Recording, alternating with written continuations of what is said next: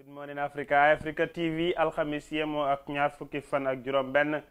ci weeru décembre ñu amaan mbégte kontaante dellu si na ma ànd ak yéen ci jotaay ji yaatal faram-fàccee lépp lu jëm ci xibaar yu nu yeewoo ci biir kër gi ak li nga xam ne moom moo nekk newspaper review ci yaatal ak faram-fàccee ñun ci àndal Amadou Kanté Julde Ndiaye jaajëfal ñi nga xam ne ñoom ñoo nekk staff ak management bi ñuy jàpp ci liggéey bi ba mu yombandi ci bëcc ngeen ñi mun a seetaane nopp yu ngeen ñuy teewloo noonu la ñuy bàyyi xel fu waaye mën a nekk ci biir réew mi ak ci bitim réew di topp jotaay ji di Good Morning Africa jàppal na dinañ ànd ak yow ci yaatal ci diiru benn waxtu lépp lu jëm ci jotaay ji di Good Morning Africa Amadou naka suba si nuyu. waaw alhamdulilah sant yàlla bu baax a baax di la nuyu Julde nuyu tamit ñi nga xamante ne ñoom ñooñu nekk di seetaan jamono ji ci biir réew mi ba ci bitim réew su ko defee ñu ngi leen di ziar bu baax a baax di amaat mbégte àndaat ak yéen ci li nga xamante ne mooy ci plateforme bu am solo be di Good Morning Africa fii ci Africa TV su ko defee ci kanam tuuti ñoo indil diktar leen li nga xamante ne mooy xibaar yi yaatal waxtaan bi comme niñ ko baaxoo di defee di ànd ak yéen saa su ne jërë ngeen jëfati di leen wax rek naka suba si. jërëjëf ñu ngi lay delloo fay di la jaajëfal ci ni ñu na ma ànd ak yow ci yaatal lépp lu jëm ci lu ñuy waxtaanee tey nag Boxing Day la xam naa ne gars yi ñu ngi koy waajal waaye nag mooy loola comme fekkee nañu ko rek yal na yàlla may ñi fekk ay déwén Julde nuyu nañ la naka suba si. jaama rek maam ji bi di jaajëfal ñu nekk di seetaan fii rek saa su ne si Good Morning Africa show bi di leen wax ne daal we are back again with another edition of Good Morning Africa. As you know that we are always here to give you interesting stories and of course analysis. Nga ne tey la Boxing Day man na war naa dem box de maam ji bi waaw war naa dem box tey. ay jaajëf loolu am na solo kon ñu ngi ànd ak yéen ci jotaay Good Morning Africa wax nañ leen ko ñu ngi ci njeextalu atum 2019 na mu dugg ci 2020 kon boo leen ñu toppee Africa TV dinañ leen dégtal lépp lu jëm ci xibaar yu ñu yeewoo ci biir kër gi Amadou Kanté mooy fësal jotaay li nga xam ne moo nekk suñu studio story dinañ ko dooree ci junju xibaar yi nga xam ne am nañ ko fii mbootaay bii ñoom dañuy taxawu li nga xam ne mooy dimbal ci wàllu taxawaay lépp lu jëm ci li nga xam ne mooy bërëbu li nga xam ne moom moo nekk fajukaay yi muy hôpital yi ci li nga xam ne mooy biir réew mi ñeenti bërëbu liggéeykaay jox nañ leen dimbal lu am solo yooyu ak yeneen xibaar Amadou dina ko yaatal ci biir jotaay ci Julde Ndiaye moo ñuy fësalal li ñu yeewoo ci suñu newspaper review dinañ ci ànd ak ñi nga xam ne ñooy Fatou Network Kër Fatou ak Freedom Newspaper. waaw jërëjëfati maam di la gërëm beneen yoon rek di wax amatina solo su ko defee ñu ànd ak li nga xamante ne mooy xibaar yi wax nga ko ñu ngi ci Christmas mood bi ba léegi yëf yi tey Boxing Day la wax nga ko su ko defee ci loolu la ñu desandi ndax xam nga ne président bi joxoon na li nga xamante ne message bu amoon solo ci Christmas li nga xamante ne mooy message bi nga xamante ne joxoon na ko ci bu yàggul wala boog ci démba su ko defee ñu wala barki démba boog su ko defee ñu commencé ak loolu ci suñ xibaar yi tey ci suba si la of course this morning on our stories we are going to stay with the Christmas message because we are still in the Christmas festive mood. Today is Boxing Day. So now the President Adama Barrow has in his Christmas message said that the day is an occasion that caters for religion harmony in the Gambia and urge Gambians and religious leaders in particular to continue preaching the word of peace. The Gambian leader congratulated Christians and echoed government's commitment to good governance and the rule of law. Details of that in this story. President Adama Barrow has reiterated the role of religion in governing the lives of people, noting that it is part of what made up Gambia. In a televised Christmas message, the president called on religious leaders to remain strong in their contribution to development of morals and values that the country is known for. Christmas, he said, is a reminder for the people to adhere to the teachings of Jesus Christ. The dignity of the people has to be maintained through reason, dialogue and strengthening interfaith collaboration. Therefore, Christmas is a reminder for us to continue to propagate the true teachings of Jesus Christ. The Christian domination claim that they have been unfairly treated by the Muslim majority and demand for the country to be declared as a secular state in the new constitution and for government not to participate in religious affairs, while the Muslims governing body insists that Gambia has not and should never be a secular state. Religion plays an important role in our lives. Therefore, we cannot avoid according it the significance it deserves.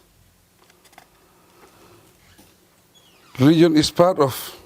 the Gambia's diverse cultural heritage, and it adds meaning to life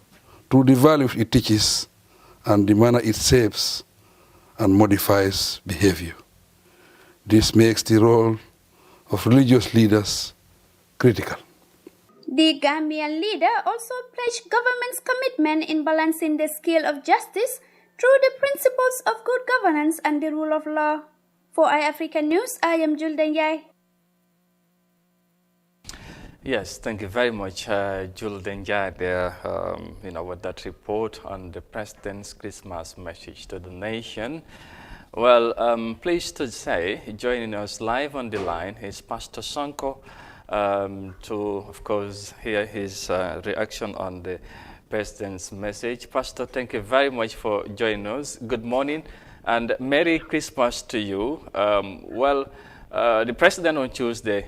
delivered a Christmas message to the nation. If I may ask, how do you receive the message from the President? That's the Christmas message, I mean. You all, it's Merry Christmas to you and Happy New Year in advance. And I pray that God continue to bless each and every one of us living in the land of the Gambia. Yes, the President's message was wonderful. I mean, you listen to it, it's a message from a father. It's a message from a father that realized or noticed that there are issues between the children, and he addressed those issues. I think every point that he has mentioned in his message is what we are going through as a nation. And he acknowledged and realized the importance of peace in this nation. And even in this season that we are in the book of Luke, chapter 2, it talks about peace on earth and good tidings. It's a glory to God in the highest, and on earth peace and goodwill towards men. That's what this season is all about. It's all about peace. Yesterday I went out and I saw the peace and harmony between Christians and Muslims. Excellent. You saw the hauntings on the street. You saw the gese, you saw the fall face. That is what the Gambia is. That is what the Gambia is known for. And there is something or someone or a group of people that is threatening that peace. And those they are not Christians, they are not Muslims. Yeah. All right. It's good that you went out yesterday and saw, the social cohesion and, of course, that usual togetherness that we used to enjoy in this country between Christian and Muslims still continue, and we hope it will be, of course, as ever. Coming back to the message, like you said, the message was just like a father, and of course he called for unity, and of course also went on to urge the religious leaders to continue preaching the word of peace, cognizance of the situation that we are. The issue of secularism somehow has been playing some, different stands or divisions between some people, if I can put it that way. And now, and of course, he also said it is in this situation that the extremists would take advantage and bring issues that would further divide, people or the country. So, what is your own reading of that message that the religious leaders should take the lead to preach the word of peace to maintain the stability in this country? We really have to listen critically. Kilifas, then you are by. Nekkut ne yëpp la nit di wax waaye boo dégloo kàddu am dangay xam lu leer dan la lay waxal. He told us that let religious leaders they play a critical role and advocated. We are saying let the religious leaders pray the role of religion and mold and guide its own people, and let government play the role of social development. You know, just we play a very role in the stability and the unity of any nation. If there is supposed to be any division or any problem, it is the religious leader that they come to first to address Mbapu Safaral Lubugajuk. But if we inciting or advocating for something that is not what this country is known for, it becomes a problem. And the president called on all of the religious leaders to play the role that is expected of them, which is to maintain the peace and unity of the citizens of the Gambia. Okay. It is the religious leaders that plays that first role, and if the religious leaders fail, then that's the time that government steps in, as in the area of police or law enforcement. But first, people listen to our religious leaders first. That's why it's very important. The message that is preached in our churches, that's why the message that is preached in our mosque on Fridays, and what we preach on Sunday to our people is very, very important. It should not be a message of violence. It should not be a message of division. It should not be a message of extremist messages. It should be a message of peace, love, and harmony that is known in this land of the Gambia. All right. Just finally, if you can sum it off, if you may, just finally, of course, what would be your Christmas message personally to the nation, and of course, including of that of the what the president have said. Well, what message or what last message would you have to tell Gambians, with regards to what the president have said, and of course yourself as well. If you don't mind, you can even say it in Wolof if that's okay as well. Yes, well, man, luma buga wax Gambia bi ci jamono Christmas bi. Okay. By hell, ci ñu buga isi haajo ci suñu biir. Wow. Nekk le muslimina, nekkut le Christian si la. Parce que ci jamono bi gis nañ ne jàmm mu ngi suñ biir. Waaye am na a group of extremist fundamentalists that want to bring this division into our country. Gis nañ lu xew Burkina Faso lu yàggut. Loolu du Muslim, loolu du Christian. It's a group of extremists. So dama bëgg ñu bàyyi xel su ñooy déglu yenn waare yi. Ñu bàyyi yenn sermon si church si. Ñu bàyyi suñ xel. Ñu bàyyi xel religion, wow, why you buy hell we have to be very careful, and most especially lastly to religious leaders. Please preach peace on earth and goodwill to all men in this season. Okay. Both Muslims and Christians acknowledge and celebrate Jesus Christ. So we have to preach the message of peace, and on goodwill on earth to all men. Thank you. Thank you very much. Thank you, Pastor Sanko there. Once again, Merry Christmas to you and Happy New Year in advance. Thank you for your time. All right, this was Pastor Sanko there. We don't react on the President's Christmas message to the nation. Maam ji bi dégg nga ko kàddu yi daanaka benn la rek mooy moom tamit mu ngi gën a woote jàmm booloo ak li nga xamante ne yàgg nañ ko dundee ci réew mi surtout diggante jullit yi ak christians yi mu ne démba génn na waaye lim gis def ci am mbégte ndax li doon xew lim doon gis la doon gis mooy booloo bi bennoo bi ak niñ nekkee mu nekk li nga xamante ne lu am solo te ñëpp loolu lañ war a sàmm jàmm ji mu continuer ci réew mi fekk amul benn différence. waaw defe naa ne Pastor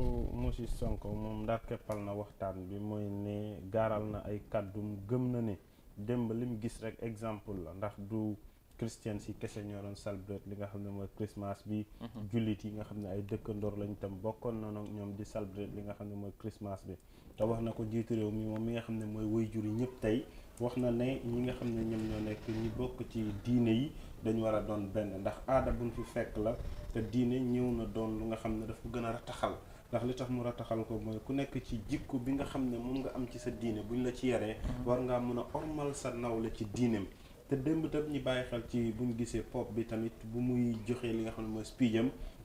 moom tam mu doon wax ci jàmm dem ba wax ci jàmmi afrikata tey ñun ñi bokk ci ñi nga xam ne njabootu afrika lañ ñu ngi toll ci xeccoo xiiroo ŋaayo ci wàllu sécularisme ci diggante jullit yi ak ñi nga xam ne ñoom ñoo féetee ci jàng bi mu doon lu nga xam ne exemple la ci ñun ñëpp ñi xool ñun ñi féetee ci suñ diine te ñu am imaanu gëm-gëm naka lañ mën a defee ba dajee ci liñ gëm te duñ féewaloo ci lu nga xam ne benn tur la wala benn gis-gis la rek ci jàpp ne mun naa tënk kii ëllëg mun naa gàllankoor kii ëllëg te buñ fekkee dellu nañ ci suñ gëm-gëm jàpp nañ ne gàllankoor warut ñu ko mun a jural te jàmm ji rek mooy li ñu ŋànk ñun ñëpp ñu delluwaat ci suñu li nga xam ne moom moo nekk nañ dëkkee woon ñoo bokk ndey ñoo bokk bàyyi waaye ku ne gëm-gëm bi mu gëm bu diinam jotee pour mu war koo jaamu day dem toppatoo ñu soxla. Yeah, exactly. Julde, pastor bi fu mu daanale dafa am solo with a very strong message moom tamit mu ngi gën a fàttali sax taxawaay yi nga xamante ne mooy religious leaders si ñoo waaree ci li nga xamante ne mooy ci church si ak ci jumaa yi pour ñoom tamit ñu bàyyi ci xel ndax loolu tamit dafay am solo waaye loolu yëpp dafay dellu ci président bi lu mu wax ne religious leaders ñoom dañu war a jiitu li preach li nga xamante ne di word of peace pour ñu mën a maintain li nga xamante ne mooy the stability in this country and also because advantage wala situation yu mel nii la nit ñi nga xamante ne ñoom dañ am yeneen yéena yu bon profito ñëw dugg a def seen def so mu nekk li nga xamante ne waru ñëw may kenn loolu ñu maintain suñ jaama ji ak li nga xamante ne loolu lañ am ci réew mi parce que nag jaama moom mooy lépp daanaka président bi wax na yëpp ak dama kontaan tamit gis ne pastor bi tamit mu ngi reiterate the same thing président bi lu mu nekk di wax te lu mu nekk di wax moo nekk ne jaama rek moo gën a am solo fii te ñoom yëpp agree nañ ne there are certain group of extremists ñoo xam ne dañ dee ñëw si biir noonu yoo xam ne like fitna su moo am between nit ñi ñoom dañoo ñëw rek ñu gën a wosloo situation bi exactly du ko wosloo rek so loolu noonu dafa am solo trop and dama kontaane because ñëpp realize nañ ko léegi ne waa lii loo xam ne la like jarut fitna diggante muslims yi ak christians yi bennoo rek moo gën a am solo because yaaga nañ fi christians yi ak muslims yi yaaga nañ si dëkk bi ak jaamoo Christmas suñu ñëwee doo dee xam ne kii mooy muslim kii mooy christian ñuñ tamit suñ xew programme bi suñ ñëwee tabaski ni o korité doo dee xam ne kii mooy christian o kii mooy muslim so loolu moo xam ne like it's very unique loo xam ne loolu lañ am fii si Gambia luñ am it's very unique and I believe that we should nurture it because the role of the religious leaders also is very important Amadou soo gisee in 2018 gars yi dañ def a survey around December and they shows ne like the survey shows ne nit ñi Gambians yi they believe or trust religious leaders more than even the politicians so loolu dafa mën a wone ne like religious leaders yi dañ am a very important role to play in terms of peace in terms of social cohesion in terms of tolerance loolu noonu dañ ko war a nurture religious leaders yi dëgg la ñu ngi def seen role but I think they should improve like they should do it more especially now that Gambia is in these trying moments of secularism and so on secular whatever noo ko déggee rek noonu la kàddu yaa ngi noonu dégg ngeen pasteur bi num li mu wax ñu ngi ko gërëm ci li nga xamante ne mooy bu waxtu bu mu jël wax ak ñun ci suba sile fii ci Good Morning Africa ñu wéy ak yéen gannaaw loolu wax ci leneen next on our story of course we will talk about health and in a bit to mitigate risk and maternal mortality and infection in public health facilities. A philanthropic foundation donated medical equipment to 4 health centers within the country. The foundation expressed interest in furthering support services into country's agricultural and educational sector. Juldin Jai has more detail again in this report. A Spanish foundation, Arambia, last week donated medical equipment worth over $2 million to Gambian hospitals and health centers. The equipment included 58 beds and mattresses, laboratory equipment and autoclave machines, among others. The foundation's public relations officer and proprietor of Star GSM company, Lamin Kaba, said Arambia is a Spain-based foundation and the support came through a Gambian called Mohamed Sissoko. He said the equipment are provided to support Gambian hospitals and health centers. still Rambia Foundation kelon me alon ko nga yele dema ro bundale kamma Spain jeng anin jantema Gambia ni Spain Rambia Foundation be ni banku fulol to sayentem folo lopitani bagasol men aliena fe jam pour jandamalen fo dulabele ñi laptani bagasol niaje anata jang nana folo ta almost last 2 months pour kana laptani bundal ñininka solo la katun ngajele laptani bundal la solo sakafar item equipment ebuka molsi so sakafar la rawl anin operation room ni tata jeng laboratory ebuka joran taraje malonko abe sila so ngawol be observe na te sambana nga itande la sai laftale pour ka foundation ni operate jang saje at least si laptani bunda jama mako. Mr. Kaba said the health facilities they have visited have all requested for support and the foundation provided more than they have requested. He said Arambia members search for help from Spanish people to support Gambian institutions, saying in future they plan to extend the support to agriculture and education sectors. Enrique, president of Arambia Foundation, said they started the foundation 2 years ago with his Gambian friend Mohamed Sissoko and others. Mr. Kate called on government to support the foundation, saying transporting the material was a challenge. But a lot of people in Gambia, and not only in Gambia, because there are a lot of Gambians in Spain. But there are this foundation need a lot of money for transport this material. All money for transport this material is only the Spanish person. Babukar Sen, administrator of Kanifing General Hospital, said the donated equipment will provide comfortable environment for patients and will promote their recovery process, saying the comfort of patients is also important in the healing process. Mr. Sen pointed out that many Gambian health facilities are lacking in adequate beds, adding that the donated items will immensely support the hospital's operations. And it's not only hospital beds and mattresses, because we have very important equipment like autoclaves. In healthcare service delivery, maintaining sterility, especially for hospital instruments, is important to prevent cross-contamination. So the autoclaves are very important to make sure that the equipment that we used to take care of our patients, either in the delivery rooms or in operating theater, are sterile, and these are the equipment that we need for that. The beneficiaries are Kanifing General Hospital, Banyulunding Health Center, New Yundum Health Center and Mandenari Health Center respectively.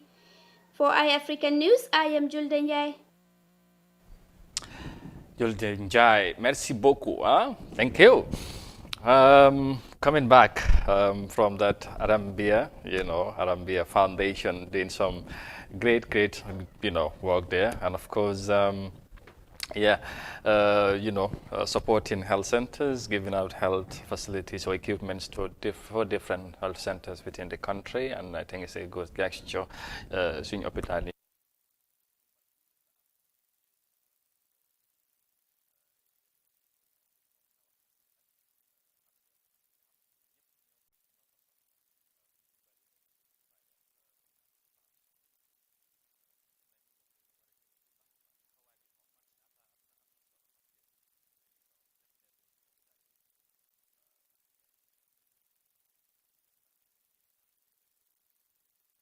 def ne ndimbal na ci fekk loxol borom moom ndax li tax ñu wax loolu mooy ñi ko def nañ seen waru gar def nañ seen matuwaay waaye ñeen ko jox tamit nañ def seen kéemtalaay kàttan ba ñi tax ñi jox leen ko muy patients yi ñu mun a jëfandikoo li nga xam ne mooy equipment si ak matériel si ba ëllëg képp ku nga xam ne tëdd nga ci lali hôpital yi nga xam ne ñoom démb ak barki démb nit def doon ñëw sax pour nga am lal problème lay nekk health center yi nga xam ne donate nañ leen li nga xam ne mooy equipment si ñu ko def dañ ko def te jàpp nañ ne li tax ñi def ko muy ñi nga xam ne ñoom ñoo nekk foundation bi ñu nekk Spain ak Gambians yi nga xam ne ñoo ci nekk waa Alamiya Foundation ñoom ñëpp jàpp naa ne li tax ñu def ko rek gis nañ ne réew mi soxla nañ ndimbal rawatima ci wàllu wér-gu-yaram ndax wér-gu-yaram ak li nga xam ne moom moo nekk feebar dafa bokk ci li nga xam ne mook dundinu doomu aadama ñoo ànd kenn mun taxay wax ne man damay xalab li nga xam ne mooy hôpital yi dama fa am soxla ak yooyu man muy wax ni mun naa fay jóge in the next 5 minutes sax ñu yóbbu ma fa di same thing te yow ak keneen kon yu mel nii bu amee ñi ko def dañ leen di delloo njukkal waaw yow xam naa ne yaa ñu fay jiitu waaw mu ngi noonu daal ñu ngi rafetlu initiative bi di gàcce ngaalamal ñi ko def di ñaanal foundation bi mu dem ba liñ gis ci words of amount biñ def ren déwén ñi def lu ko ëpp loolu rek mooy yaakaar bi. Exactly. Well, Jude, as the saying goes, a healthy nation is a wealthy nation, and there cannot be health if there are no good equipments and materials pour am li nga xamante ne good service pour dimbale nit ñi ci loolu lan mooy sa réaction ci li nga xamante ne mooy ci donation bi nga xamante ne gis nga gaay def ko. Danaka danga reads my mind because that was in my mind to say that. But anyway, dina this thing, and it's important also to note that like a healthy nation is a developed nation because if the citizenry are actually healthy, it enables them to be, do their developmental aspirations of the country. Exactly. So therefore, I'm solo torop Arambia. It's a laudable initiative from them, especially Kanifing General Hospitals. They receive so many patients, and also not only the hospital but also the health centers, because like they don't have access to go to the major hospitals, so they can only go to the health centers. So this is a very good move in the right direction, and I hope that the manager, but is another thing also to utilize this donations effectively and to the benefit of the ordinary people. Danga gis ne danga dem ci lopitans in most of these big hospitals danga gis ñi ku wosin, like sometimes it's very difficult. Danga wosin rek ñaari nit ci benn lal loo xam ne like you are in pain at the same time nga nekk ci lal boo xam ne mun la adal another pain. Sometimes danga wosin rek ñu pousse la yow nga toogee feneen keneen tamit ñëw so xam nga yooyu ñooñu rek dafa daw yaram nekk loo xam ne dafa problem, and many people are alleging that due to the lack of equipment and facilities in the hospitals and health centers, maternal mortality is in increase, like is in the rise, because in 2019 alone, so you say reports in social media, reports on newspapers, report on the media on maternal mortality dafa nekk loo xam ne dafa saak torop te dafa daw yaram. So this kind of initiatives are actually welcome. Fantastic, and we hope kon maam ji bi ñu ko waxee ni ñu ko defee ren déwén nañ ko gën a mun a def yaatal ko mu gën a law waaye tamit mu gën a bari comme ci li nga xamante ne mooy taxawaay bi am na solo. ñu ngi leen di gërëm bu baax a baax ci loolu su ko defee loolu moo jeexal suñ studio stories yi tey ci suba si la ñu ne maam ji nag tey mu ne Boxing Day xam nga la moo tax ñu ne tey Boxing Day England moom xam nga réew yu bëri soo demee ñoom ñu ngi ci liif waaye ñoom ñu ne Boxing Day tey du mun a neex su fekkee ne ñoom demuñ seetaan Premier League football moo tax tey moom waaw ñoom foog rek soo demee Spain dara amu fa football yi stop na Spain jàpp yeneen European waaye England moom tey football la loolu mooy motal ñoom ci ñoom loolu mooy tax Christmas bi mu nekk waaw. ok kon ci kanam dinañ ci ñëw Boxing Day bi nga wax ni tuuti rek ci match yi fay am ci biir Angleterre yéen ñi nga xam ne yéenay fan football yi ak waaw Boxing Day bi daal tey la loolu moo ñuy dugal ci ñi ànd ak yéen ci sunu newspaper review gàcce ngaalamal ñi ko dooleel Star GSM ñoom ñi nga xam ne ñoom ñi ngi jaay mobile accessories ci biir réew mi boo demee ci Tabokoto fekk leen fa boo demee Westfield opposite OJ Junction dañ leen fa fekk lépp loo soxla ci mobile accessories rek boo demee Star GSM ñoom daañu la yombalal sa bëgg-bëgg bàkk bi moo ñuy dugal ci lu nu mel njeextalam ñi ànd ak Julde Njaay mu indil ñu xët yi gën a fët ci li nga xam ne moom moo nekk newspaper review tey ji léegi-léegi ñu dellu si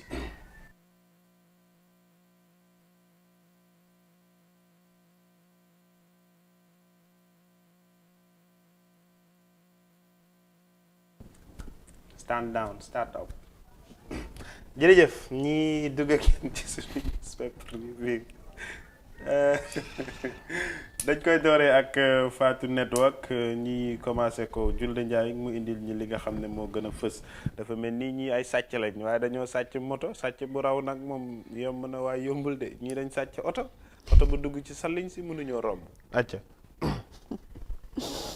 Of course, that is the Fatu Network, and the story is sent to the rescue. Thieves abandoned Wulinkamaka man's car after it got stuck in sand, and it comes just as after they stole it. And the story is, police in Bursubi have recovered a Citroen car that was stolen from the owner's house in Wulinkama on Tuesday.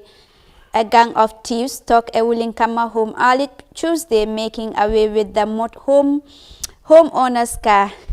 Usman Sow, 36, was fast asleep when the thieves entered his home in the early hours of Tuesday and stole his Citroen car carrying the number of BJL 7162M. Police Tuesday afternoon found the car abandoned on a street in Burfoot after it apparently got stuck. The thieves have fled with the car's key. Of course, this is the story on the Fatu Network, and it involves thieves stealing one of the car of Usman Sow, 36. Mom dal dañ sàcc moto bi waaye dal fan na mënuñ ko yóbbu because xam nga suuf li def na si dara. A miracle. dañ jël moto pol bi ba pare ñu sàcc ko te mënuñ koo yóbbu dañ war a xam ne pol yi kenn du leen laal xam nga joolaay ak séeréer yi ñoom lang léegi te ñu delloo leen si kii xam nga sàcc bu raw neex na de waaye boo rawut moom mooy loolu da ngay am coono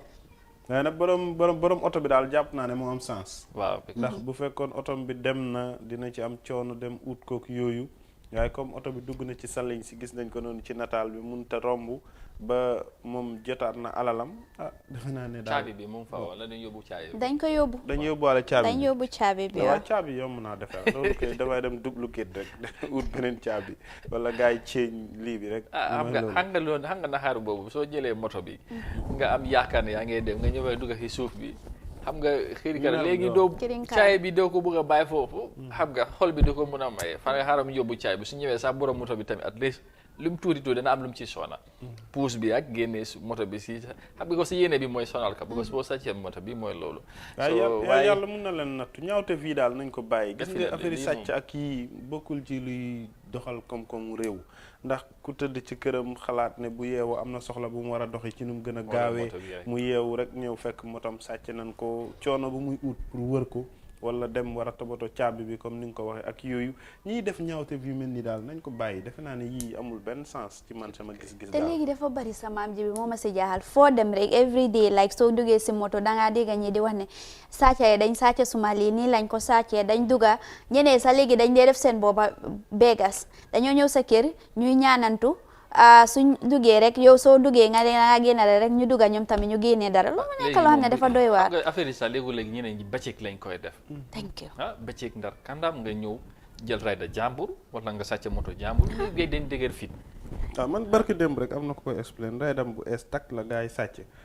keroog ci dimanche bi tam maa ngi dem ci benn ngénte benn driver mu ne motom bi gars yi dañ ñëw ñaari moto ñoo nekkoon ci bit kër gi ñu toj moto yi seen weer yëpp lañ toj de weeri kanam weeri ginnaaw weeri side si yëpp bàyyi fa moto yi dem bi ko dañ toj moto bi bëggoon a dugg xaw ma dañ bëggoon a taal moto yi jéem ba sonn ñaari moto yi ñu dugg jël mboolem kayit yu nekkoon ci biir moto bi xool teg ko ci biir moto bi dem doxi seen soxla non kër bi ñëpp a ngi nelaw mën nañu nelaw de waaw kër bi ñëpp a ngi nelaw waaye xam nga yooyu ñaawtef yi nga xam ne daal bokkul ci luy yóbbu koom-koomu réew ci kanam te police yi tamit defe naa ne comme ñoom tam dem nañ ba gis moto bi xam nañ ki ko moom ak yooyu noonu ñoom tam nañ gën a farlu ci seen kaaraange guddi yi ñuy gën a yaatal patrol yi ba ñiy def ñaawtef yu mel nii ñi leen di mun a teg loxo ci nu mu gën a gaawee ñu dem ci beneen xibaar bi ak ñi nga xam ne ñoom ñoo nekk kër Fatou tey Fatou yi ñoo yeewu suñu kër de waaw Fatou yi la de and the story of course is on secularism. And here is the Gambia's former Minister of Information, Demba Ali Jaw, mo wax mom tamit sànni na kàddu am si lu wàllu secularism, and it's a secularism debate heightens tension the trend that the ranging debate on secularism is taking seems to have plunged this country into quite an unnecessary heightened tension between secularists and the religious extremists.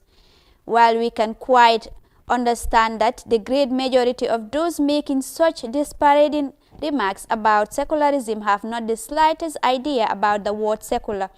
What is, however, disappointing is that the involvement of a few well-educated people in fanning the tension by deliberately misrepresenting the meaning of the concept of secularism. One will wonder what those few intellectuals hope to achieve by seeking to plot this country into a religious conflict. Obviously, everyone agrees that the Gambia has ever been a secular state, with the law guaranteeing every Gambian and non-Gambian living in this country the right to practice whatever religion they choose to follow. And it had never been an issue whether or not the word secular is put in the Constitution. According to one dictionary definition, secularism simply means the principle of separation of the state from religious institutions. However, one would be tempted to question why Christians and the secularists are demanding that the word be specifically entrenched in the Constitution when it had never been a case in our past constitutions. The answer should be quite obvious that any reasonable person, as the Wolof saying, anyone whose grandparent was killed by endowment would be scared of anything black. Therefore, considering the unilateral declaration of the Gambia as an Islamic republic in 2015 by ex-president Yahya Jammeh, it makes quite a lot of sense for the secularists and the Christians in particular to demand a much stronger guarantee that never again will another head of state do such a thing, and putting a word secular in Section 1 of the Constitution will definitely be quite reassuring to Christian community in particular. If our neighbor Senegal, which has much more powerful Islamic brotherhoods to which most of these extremists look up to for spiritual guidance, can have secularism specifically included in its constitution, why not the Gambia? Actually, he's asking if Senegal, which is our neighbors and also of course they are brothers and sisters, if they can have secularism, ñu ngi am the word secular in their constitution, moo xam ne moo gën a bari, like many people ñu bari dañ leen di whole Senegal in terms of religion and spirituality. Te moom tamit si kaddu am bi wax na ne tamit moom dafa disappoint torop because most of these religious leaders yoo xam ne dañ am xam-xam ñoom ñu ngi misrepresent these things because nekkuñ di wax nit ñi actually lan moo mean secularism lan la mean maam Jabi. waaw defe naa ne liñ doon wax depuis ci ndoorteef ba tey loolu rek la ñuy gaaralal suñu kàddu am na lum ci junj ne ku ndóobin rey sa maam boo séenee lu ñuul da ngay daw ndax li tax mu wax loolu gis nañ benn jamono njiitu réew mi fi nekkoon Jammeh xayoon na wax ne Gambia Islamic State la loolu taxoon ñi féete ci jàngu bi ñu ci bëri ñi xawoon a ragal tey bu fekkee dem nañ ba gis ñi féetee ci diine ñu ngi wane ne ñoom ñoo fi ëpp li nga xam ne mooy population kon dañ war a génnee lu jëm ci wàllu sécular ci constitution bi te loolu wax na ko ci definition te yaakaaroon nañ tamit ne ñi nga xam ne ñooy borom xam-xam yépp dañu war a gëstu li nga xam ne mooy definition bi ñu indil ñi faram-fàccee bu nga xam ne tey ki toog ci këram xamut lan mooy sécular the word itself boo ko firilee dina xam ne sécular lii la miin ngir moom du tënku ci jàpp ne loolu mun na ko tënk ëllëg ba mu indil ko gàllankoor ci wàllu diineem ak yu jëm ci yooyu mu ñëw indi li nga xam ne mooy référence Sénégal ok xel mun na koo nangu li tax xel di ko nangu mooy boo xoolee Sénégal tey bés yi nga xam ne diine da koy woote ci àdduna bi bu dul li nga xam ne mooy aj Makka ak umra mun ngaa jàpp ne Sénégal bokk nañ ci woote yi diine ci bés yi nga xam ne ñoo gën a rëy ci àdduna bi lu mel ni màggalu Tuubaa bu jotee lu mel ni gàmmu Tiwaawoon bu jotee lu mel ni gàmmu Kaolack bu jotee lu mel ni gàmmu Njaasaan yooyu yëpp mu nekk jotaay yu nga xam ne ay junney doomu aadama ñoo fay daje te lépp lu ñuy waxtaanee ci diine la bu fekkee ñooñu ñu ngi tënku ci sécular te munta gàkkal dara ci diine biñ gëm jàpp nañ ne exemple la pour ñu xool foofa ba ñun ñi féete ci wàllu diine ak ñi nga xam ne ñooy suñ imaam yi ak ñooy suñ xutbu yi ñoom tam ñi mun ñi won ne sécular bii lii la firi sécular bi lii la dàkkantal ci li nga xam ne mooy constitution bi ñi féete ci jàng bi tamit la ñuy woote rek mooy sécular lim miin mooy ñi nga xam ne ñooy nguur gi dañ war a génnee seen loxo ci wàllu diine yi nga xam ne ñoom ñoo fi nekk te ñoom jàpp nañ ne diine bi nga xam ne mooy diine l'islam moo fi ëpp daraja wala moo fi ëpp li nga xam ne moom moo nekk maxaama ci ñëpp di gis ne ci bërëbu liggéeykaay yu bari boo fa demee juma yaa ngi fa gis nañ nguur gu ees gi biñ ñëwee dañ ne dinañ samp lu toll ci juróom-benn fukki juma ak yooyu noonu wax nañ ko fi keroog ñoom buñ fi toogee tamit ne lu mel ni kaadi yi nga xam ne ñoom ñooy attee sëy yi ci biir diine l'islam ñun ñëpp nguur gi ñoo leen jëlal seen bopp xëj nañu jàpp ne ñoom tam loolu warugar la ci ñoom ñu war ko am loola lu ñu war a toog waxtaanee ko diisoo ko dégg nañ National Assembly member bu Serekunda tamit mu ngi ci doon gaaral kàddum muy honorable Khalifa Sall yooyu yëpp jàpp nañ ne saafara la ci li nga xam ne mooy tax lii ñu génn ci mun a continuer ci li nga xam ne noonu lañ doon dundee. te si waxam kàddu am bi sax dafa mention ne secularism loo dafa nekk loo xam ne it has never been an issue nekkul issue si Gambia fii te moom tamit lu mu nekk di wax moo nekk ne Gambia has always been a secular state in the sense ne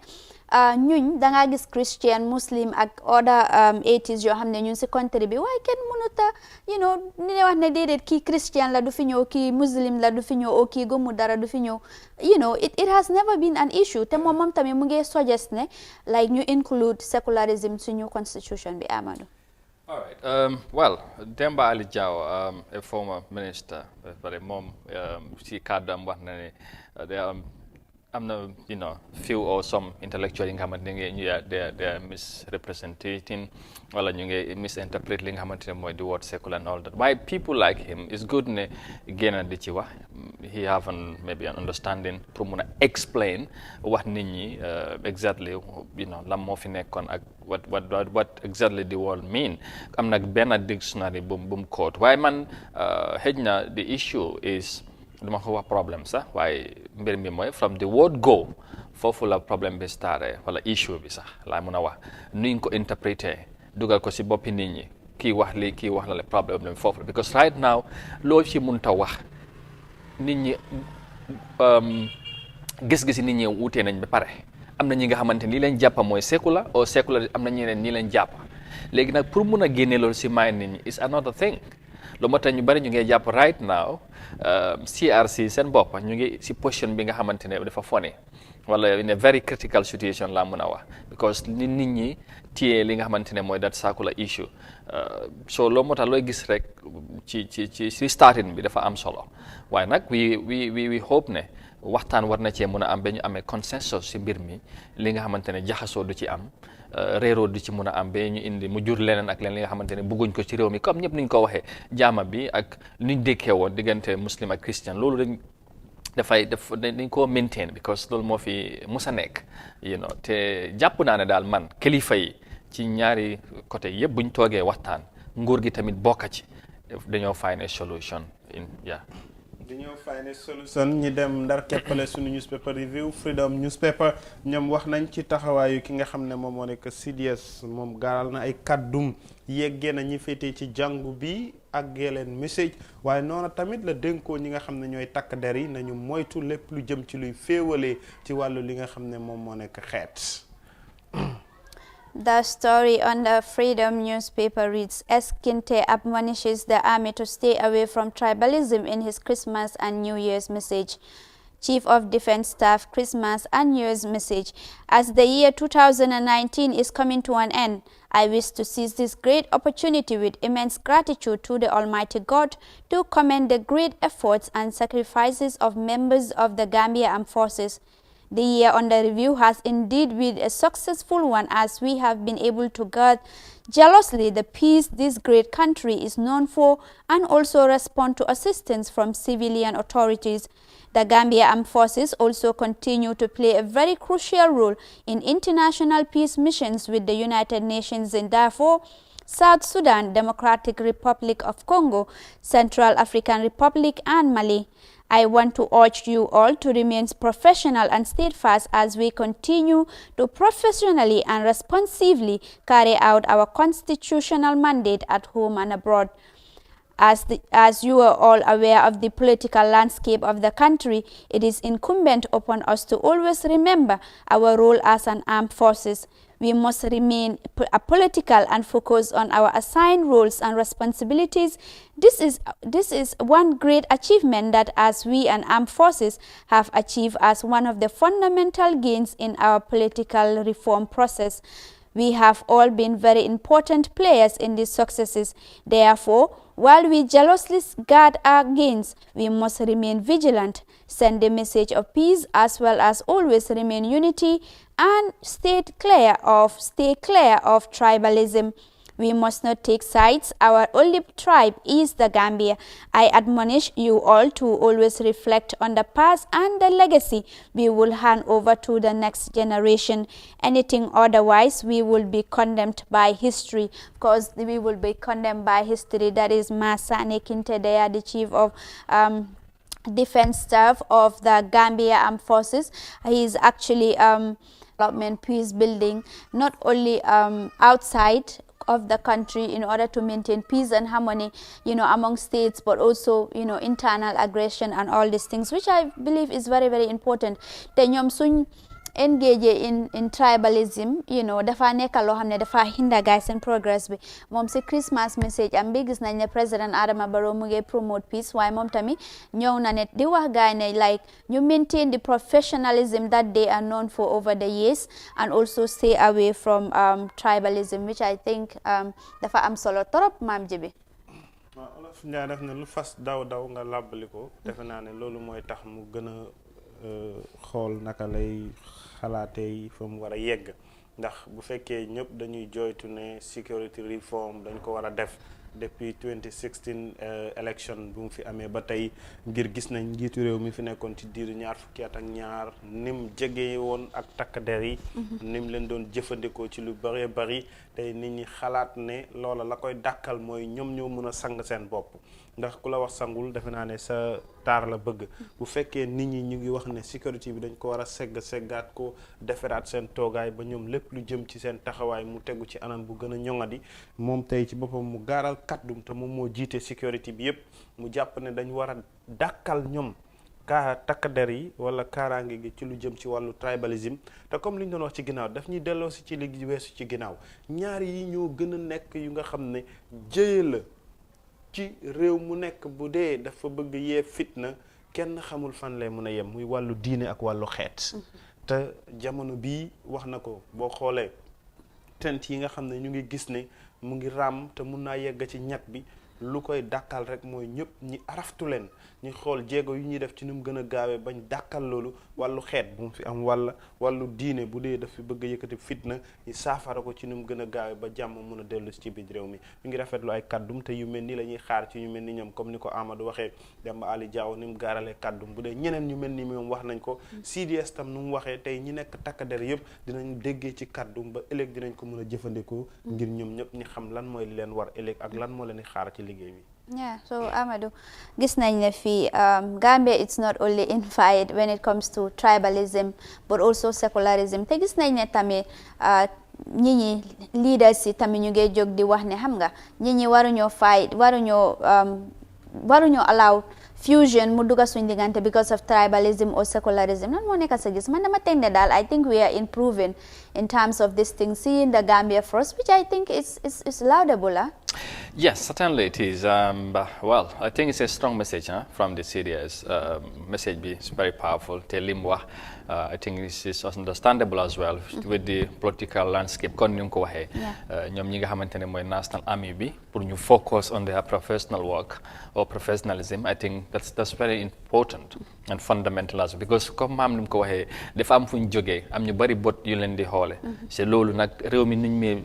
comme ni ñu ko waxee our political our democracy is very fragile nit ñu jëlee démocratie ak yooyu so dafa am solo pour ñoom ñu understand loolu bañ a teg sides bañ a jël dugg ci ay politique wala ay tribal things yi ñoo wax yooyu yëpp because ñoom after all comme ni mu ko waxee ñoom Gambia la moo lañ am comme ñoom representation bi loolu la like all of us do réew mi lañ am waaye ñoom seen position ak seen taxawaay wuutee na ak kenn ki nga xamante ne ordinary person wala ñeneen ñi nga xam ne ñoo wax ak yooyu so that's very very important and I think if they'll receive the message very well na leen dimbale because tamit one thing li mu wax mooy li ñoo hand over to the coming generation. And history also will be here to judge. So putting all that into consideration, I think dafa am solo pour ñu bàyyi xel ci kàddu yu mel nii ak message tamit bu mu doxee. It's absolutely fantastic te am nañ yaakaar ne this will further help ñoom tamit seen process ñu mun a def reform si ñu bugga trust bi mu delluwaat ndax ñoom ñoo war a aar réew mi bokk nañ ci te loolu dafa am solo bu baax a baax I think we need messages like this and I think CDS bi moom waaw it's just thumbs up. jërëjëf loolu mooy jeexal sunu jotaayu Good Morning Africa tey jii ñaar fukki fan ak juróom-benn ci weeru décembre ñeenti fan moo des ci 2019 waaw 2019 bi dem na décembre àdduna la de lu nuyoo it's 31st 4 days 5 days ok jaajëfal ñëpp ñu toppoon jotaay ji jul dañu bàyyi la rek sa kàddu yu mujj ci Good Morning Africa donc suñ time bi jeexagul de waxal lu la neex waaw xanaa donc seen ñu ma extra time génneel sa liste bi birthday list bi maam ji bosan ak man man ta am na tey gis nga suma birthday bi is January maam ji bi suma wesutee dama ko tongo January 14 ok waaw ok di leen dig daje rek ba suba inshallah to another edition of Good Morning Africa. Keep on listening to our programs. As you know that iAfrica TV ñu fi rek yoo xamuloo sa joolaay man joolaay de dama waaru gaay seen affaire wul de xarito yi nga xamante ne booy tapet la def xajoo fa bireeku ma ko ok comme nu ma ko waxee rek dig daje bee suba inshallah to another edition of Good Morning Africa seetaan nañu suñu interesting stories yi as you know that ñun ëllëg mooy Friday we bring you interesting stories every day on the iAfrica TV maam ji bi waaw jërëjëf boxing de waaw non de bul dégg benn boxing amul waaye daal xam naa ne England moom tey moom waaw foofu moom def dee ne boxing de moom waaye xam naa ne ngoon moom ñëpp dañoo dem ci video club yi ak yooyu waaye it's good anyway jërë ngeen jëfati ci ànd bi ngeen di ànd ak ñun saa su ne mbégte lay doon ci ñun ak tamit ci ñi nga xamante ñoom ñoo di safoo di ànd ak ñun ci Good Morning Africa jox leen dig daje suba ak jàmm inshallah ñu dellu ci week's final edition bi Friday mu nekk lu am solo inshallah jërë ngeen jëfati bye for now